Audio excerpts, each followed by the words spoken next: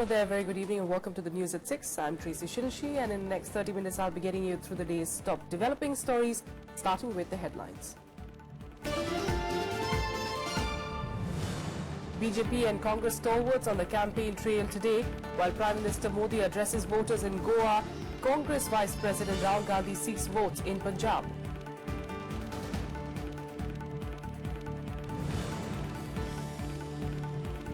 BJP releases its election manifesto for Uttar Pradesh, calling it the pledge for people's welfare, promises to develop state under the Prime Minister's guidance.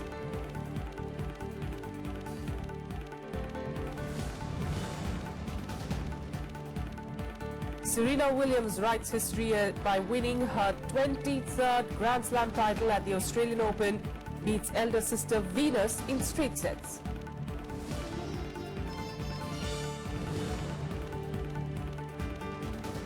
And US President Donald Trump signs executive order refusing the entry to refugees for 120 days, also holds his first bilateral talks with Britain's Theresa May.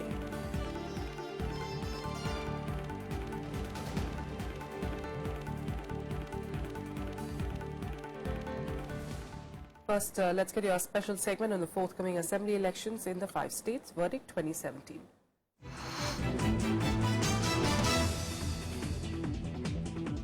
Let's start with Uttar Pradesh, where BJP President Amit Shah on Saturday released the party's manifesto for the upcoming assembly elections in the state, promising a bunch of schemes, including the construction of the Ram Temple in Ayodhya. The party promised to waive off loans of small and marginal farmers and distribute laptops to the youth. The party chief made comparisons, saying that Uttar Pradesh was left behind in the race for development, while states like Bihar and Madhya Pradesh had improved. The manifesto also promises the construction of the Ram Temple in Ayodhya if BJP is elected back in power to the state. The ruling Samajwadi Party, however, said that the BJP was lying to the people in their manifesto and that their promise to construct a Ram Temple was unconstitutional. Uttar Pradesh heads to polls in 7 phases from the 11th of February to the 7th of March, and votes will be counted on the 11th of March.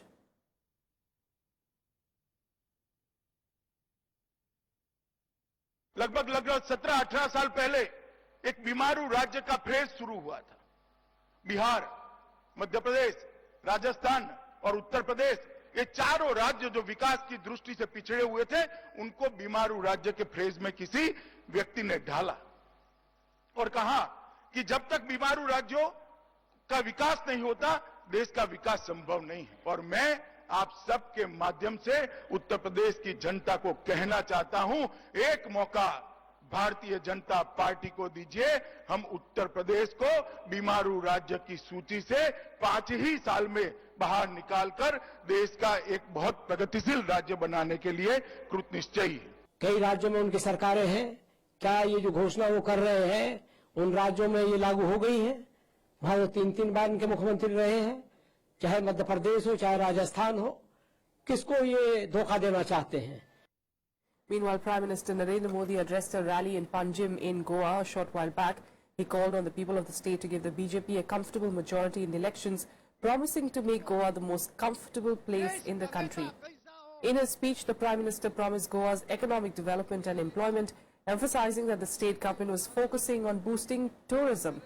He further praised the BJP government in the state, saying that it had helped bring more tourists to the state. Panjim is the constituency that has elected a BJP MLA for the last 5 assembly elections, Defence Minister Manohar Parrikar. The BJP is hopeful that the PM's rally will help secure more votes, especially since there is a concern over reaching the magic figure of 21. Diwali के बाद भी tourism में बढ़ोतरी होती गई। आप मुझे बताइए, हिंदुस्तान में टूरिज्म बढ़ता है, हिंदुस्तान में विदेश के टूरिस्ट आते हैं, सबसे ज्यादा लाभ किसको मिलता है? जरा बोलिए ना, किसको लाभ मिलता है? दुनिया भर के टूरिस्ट कहां आना पसंद करते हैं? ये इसलिए संभव है क्योंकि गोवा की हमारी सरकार ने टूरिज्म को केंद्र में रखते हुए इंफ्रास्ट्रक्चर का निर्माण किया है और दिल्ली की भारत सरकार ने वीजा नियमों में ऐसा बदलाव किया है कि बहुत आसानी से टूरिस्टों को आने की सुविधा हो गई है।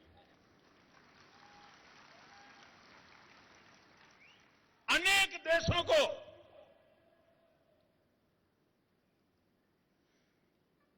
अराइवल वीजा देने की शुरुआत कर दी, अनेक देशों को ऑनलाइन ई वीजा देने की जरूरत कर दी। टूरिस्ट को ये सुविधाएं अच्छी लगती है। All right, for more on this, we've got our correspondent Pranav Goswami joining us, in fact, live from Panaji at this point. Pranav, that was quite a fiery speech coming in from the Prime Minister, also saying that a lot of opposition parties are conceding defeat and they are looking for excuses now on, why they perhaps are not going to be winning in Goa.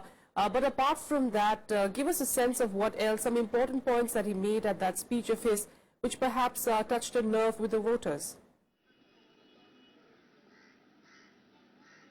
See, Prime Minister Narendra Modi knows that this time, this election is not going to be very easy for BJP, because we know that BJP is not very confident and they have not shown any confidence on its present Chief Minister Lakshmikant Parsekar. That's the reason that the central leadership has been indicating that Defence Minister Manohar Parrikar could be a face for Chief Minister in Goa. That shows that BJP is not very optimistic that this time they could get a majority in Goa. And we know that BJP also lost their partners, their alliance partners, especially the regional party MGP. They are contesting separately from BJP. Last time they contested together. And apart from that, there are other regional parties also. And Aam Aadmi Party is also trying very hard and trying to create some sort of support in Goa also. So Prime Minister also mentioned that Goa has seen instability in government, and Goa also saw 10 chief ministers and 10 years of Congress ruling. So Prime Minister is appealed that this time a stable government, the Goa voters must give a stable government, and that should be in favor of BJP. And he also promised that BJP, if comes in power, then make a better infrastructure for tourism and other issues also he touched. Absolutely. And one important point that he also made was that, relaxing those visa rules has gotten more tourists, and demonetization has really not made any effect in Goa. Is that what you're seeing there across the streets? So this time we know that after demonetization, this time in Goa, tourism industry has been complaining that this season was not so good if they compare it to the last year. Yes. It has definitely impacted the entire tourism, especially in Goa.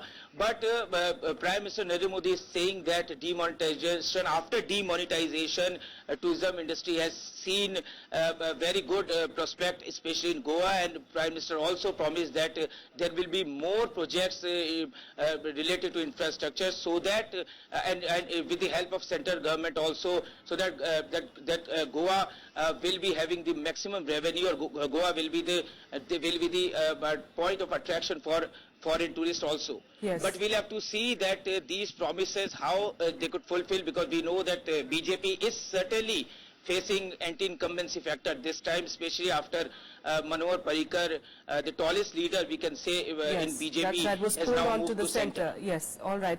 We'll leave it there for now, Pranav. Thanks so much for joining us with those details coming in from Panjim. Meanwhile, it was really a battle of the rallies today, with the Congress Vice President Rahul Gandhi too addressing the rally in Jalalabad constituency in Polban, Punjab earlier today, addressing his second edition election rally, in the state. He attacked the SAD President Sukhbir Singh Badal and Prime Minister Modi. Rahul also vowed to go after the menace of drugs with harsh laws if the Congress was voted to power. Gandhi was also accompanied by Congress Chief Ministerial candidate Amrinder Singh and the new entrant Navjot Singh Sidhu. Congress Vice President Rahul Gandhi on Saturday launched an all-out attack on the ruling SAD-BJP alliance in Punjab, calling Akali Dal President Sukhbir Singh Badal an epitome of corruption. While addressing an election rally in Jalalabad, he alleged that Punjab is a business hub only for the Badal family and their relatives, as they had a lion's share in all businesses in the state. प्रदेश में होता है और उस भ्रष्टाचार का कोई चिन्ह है, कोई निशान है, तो उसका नाम सुप्रीम बादल है। The Congress leader also promised to bring industries back to Punjab if his party is voted to power. He also vowed to go hard against the menace of drugs and create an anti-drugs law if the Congress formed the government in the state. कि जैसे ही Congress party की सरकार बनेगी, जैसे ही Amarinder Singh chief minister बनेंगे, Congress party कड़ा से कड़ा कानून लाएगी और जिन्होंने भी पंजाब से डिवाइड किया है, जिन्होंने भी पंजाब में ड्रग्स का कॉन्ट्रैक्ट का काम किया है, उन सबको हम अदा करेंगे और उनकी प्रॉपर्टी हम पंजाब को वापस देंगे। The party's newest member Navjot Singh Sidhu also targeted the ruling Akali Dal. He criticized Badal for making false promises and not living up to them. Congress हर उस क्षेत्र को एक बदावत आ गया है, एक हार आ गई है, इसलिए कहते थे राजनीतिक सेवा। देखिए पॉलिसी सूट बना के हैं, तुम नया करके बादशाह में बैठा रहता है, राजनीतिक सेवा है। इसलिए 10% सेवा की है और जेलर की है, मुकदमे वाले की है, 10% सेवा से 90% सेवा। The Punjab polls to be held on February 4th will see a triangular battle between the ruling BJP SAD alliance, the Congress and the Aam Aadmi Party. Shyam Sundar's report for Rajya Sabha TV. Meanwhile, the Election Commission has given a go-ahead to the next episode of Prime Minister Narendra Modi's Mann Ki Baat program to be aired tomorrow. The government has approached the Commission seeking clearance for the regular radio program as the Model Code of Conduct is in force in Uttar Pradesh, Uttarakhand, Punjab, Goa and Manipur, which are going for assembly polls between the 4th of February and March 8th. This time, the focus of Mann Ki Baat is reported to be class 10th and 12th board examinations. The exam will commence from the 9th of March, a day after the last vote is cast in the assembly polls.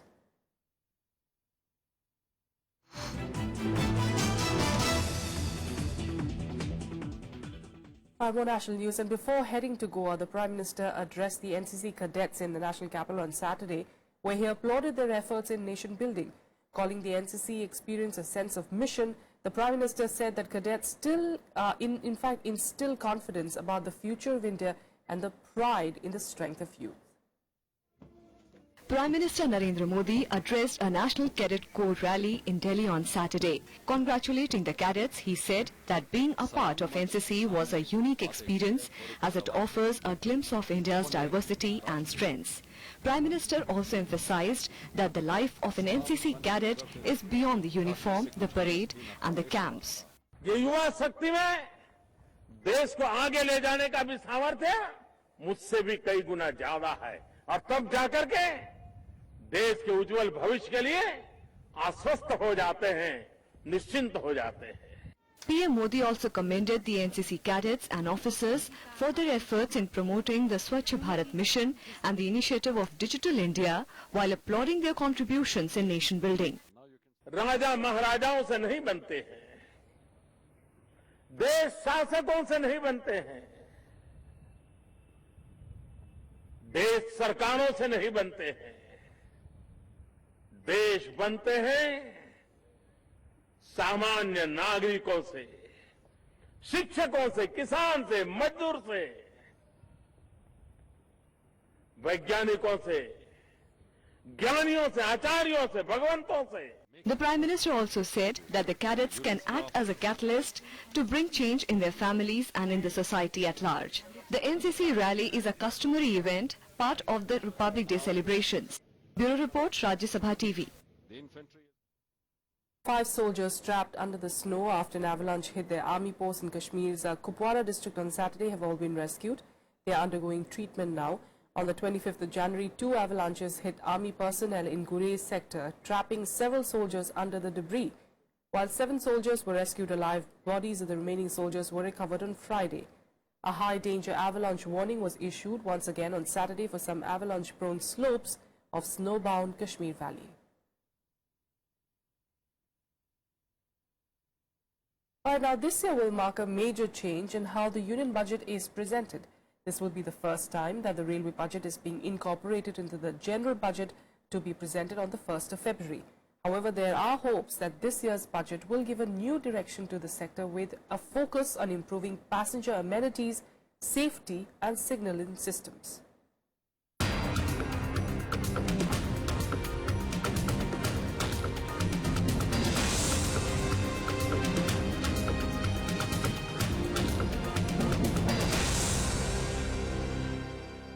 The union budget will mark a new era for the railways, with the administrative decision to merge the railway budget with the general budget taking shape this year.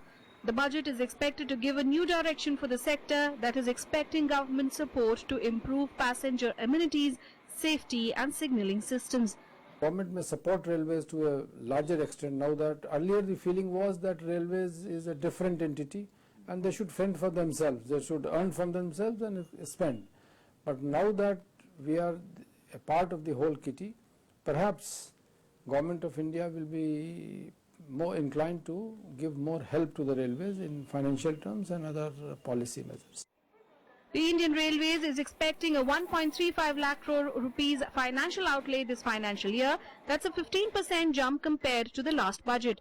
A major chunk of the increased money is expected to go into constructing new lines, dedicated freight corridors and rolling stock. Experts say the merger of budgets will address issues like cross-subsidization of passenger fares and rationalization of tariffs. The recent spate of derailments has also triggered hopes that allocations for railway safety will be higher in the railway sector this year. I would rather say that let this budget focus on the policy statements more than the monies that have to be put in there. Monies are secondary, they follow. The primary thing is, are our systems all right or not?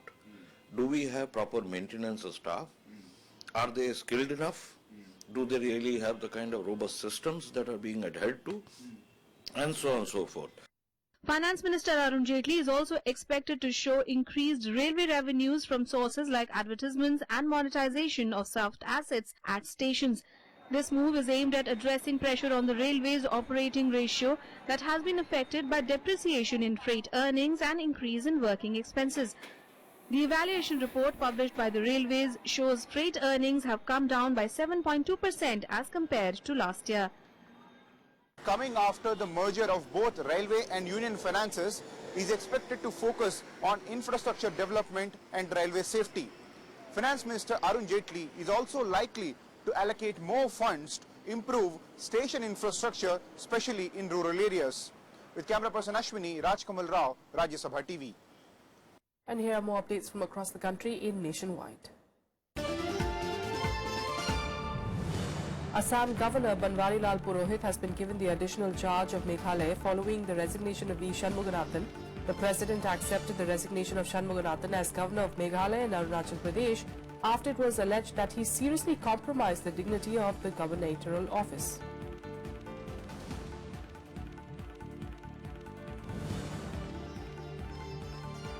Section 144 has been imposed in parts of Rohtak in Haryana as a precautionary measure in view of the call given by a section of Jats for a fresh round of quota agitation from the 29th of January. The assembly of 5 or more people in about 500 meters from the national and state highways, along with the railway stations in the city, have been banned. The Haryana government has sought 55 companies of paramilitary forces from the centre, besides deployment of 7,000 home guards in the state. As many as 30 deaths and widespread vandalism took place during a similar stir in Haryana last year. BJP National President Amit Shah on Friday night resolved the differences between Karnataka Party President B.S. Yediyurappa and senior party leader K.S. Ishwarappa. While Yediyurappa will remain the party chief, Ishwarappa will now be the head of the BJP's OBC Morcha and will have a free hand to organize OBC and Dalit programs and rallies in all districts under the BJP banner. He also agreed to disassociate himself from the Sangoli Rayana Bridge, which was the bone of contention between him and Yediyurappa.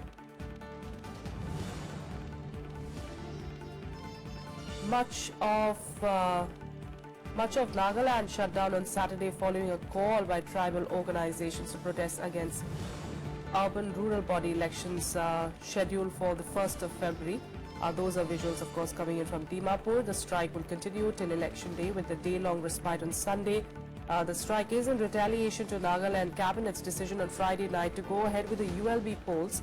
Tribal NGOs have been against the polls because of the 33% reservation of seats for women across the state's 32 municipal and town councils.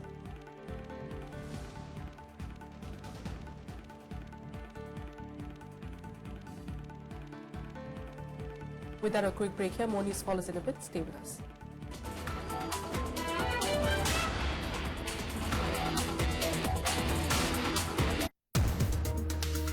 Hello and a warm welcome to our election special coming to you from Goa. Everybody is compromised in Goa. Okay. We have big lobbies like mining. We have big lobbies of tourism. And they are controlling the full, the political space of Goa.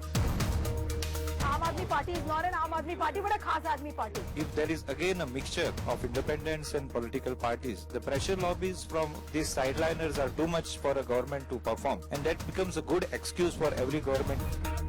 Why Goan should go outside in some village and buy a house because he can't afford in the central areas?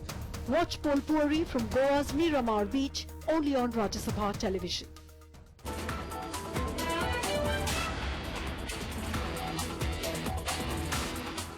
Welcome back. Let's get you international news now, starting with the US, where President Donald Trump met British Prime Minister Theresa May at the White House on Friday.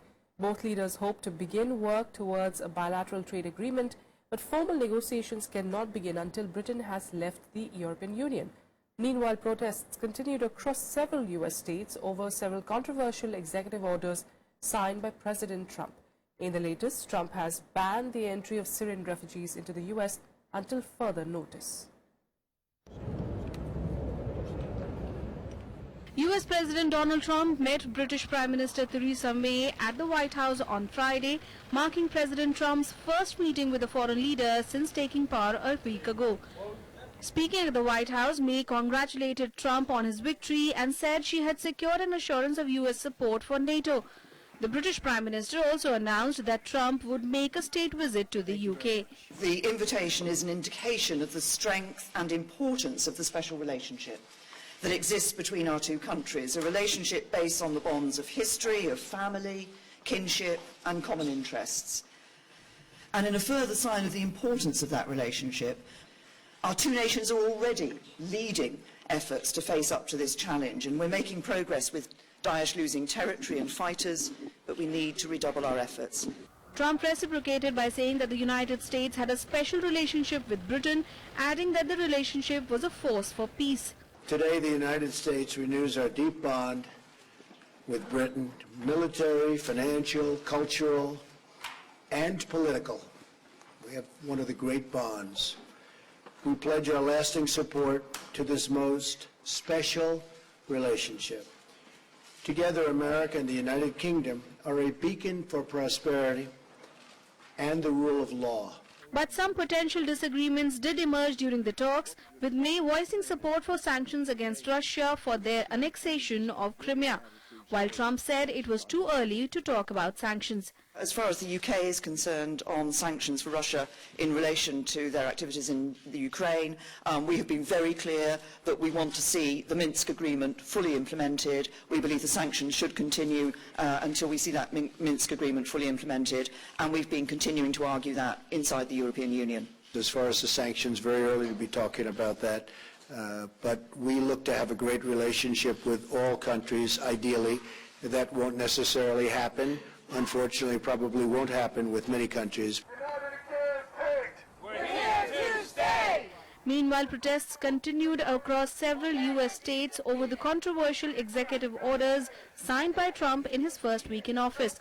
A new executive action was signed on Friday, banning the entry of Syrian refugees into the US until further notice.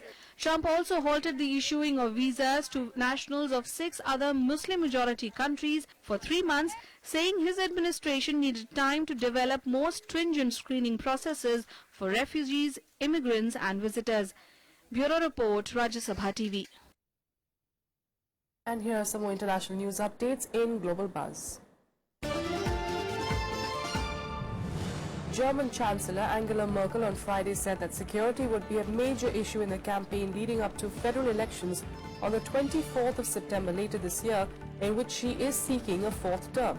Speaking at a meeting of her conservative Christian Democrats in the northeastern city of Greifswald, Merkel said that the focus would be on domestic and international security along with social security. In Islamabad, Salman Haider, a professor at the Fatima Jinnah University and human rights activist, has returned back home after he was reported missing from Islamabad earlier this month. The activist's brother, Zishan Haider, confirmed that Salman is fine and safe.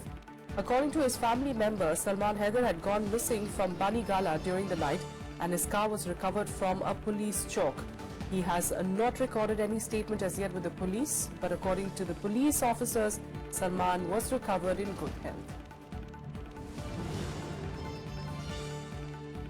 Photographers and lava enthusiasts caught a unique glimpse at a spill that occurred on the Kilauea volcano located on the island of Hawaii. Videographer Mick Calber described the activity as moderate.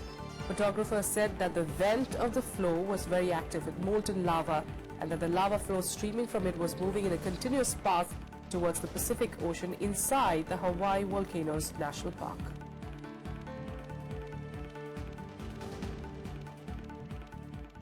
And our sports, and Serena Williams became the most decorated tennis player in the Open era as she defeated elder sister Venus in the Australian Open final to win a record 23rd Grand Slam. The American surpassed Steffi Graf's 22 major title wins and is now also back to the top of the world rankings. We're leaving you with this package. The Australian Open and her 23rd Grand Slam title in one On Friday, the Rod Laver Arena witnessed history being made as Serena Williams became the most successful woman player in the Open era. The 35-year-old beat her elder sister Venus in the Australian Open women's singles final to win a record 23rd Grand Slam title, surpassing Steffi Graf's all-time record of 22 major titles. Serena went into the match as a strong favourite, but the tension was apparent early in the first set when the world number 2 smashed her racket in frustration, receiving a code violation. frustration bubbling to the surface already. However, Serena battled out her nerves and broke her sister 4-3 before holding her serve and taking the first set. Has the moment arrived here for Serena Williams? In the second set, both sisters held serve till the 9th game when Serena capitalized on her 6th break point of the set to take the lead. The 35-year-old followed it up with her best service game of the match and slumped to the ground in disbelief after a 6-4, 6-4 victory. And Serena smashes Steffi's record. It's number 23, an iconic number. I would like to take this moment to congratulate Venus. She's an amazing person.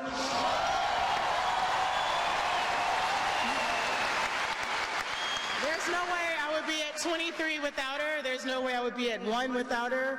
There's no way I would have anything without her. She's my inspiration. She's the only reason I'm standing here today and the only reason that the Williams sisters exist. So thank you, Venus, for inspiring me.